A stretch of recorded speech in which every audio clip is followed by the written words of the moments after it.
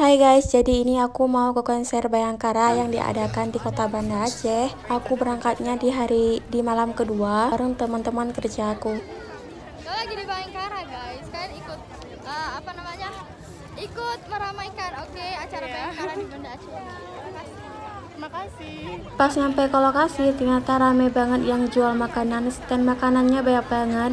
Di sini kita bisa mencoba berbagai macam kulineran Kota Banda Aceh yang viral. Sampai tua mepeng bile bepunuh dompet.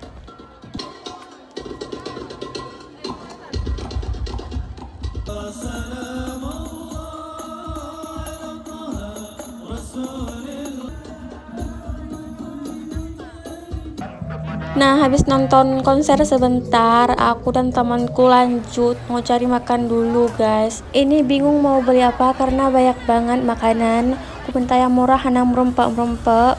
Sampai akhirnya kami beli dimsum BTJ aja sama air limau gitu, guys. Habis makan sebentar, jam kapoh 12, kamu jauh bak tempat draw masing-masing, guys. Makasih yang udah nonton dan see you di next video. Bye-bye.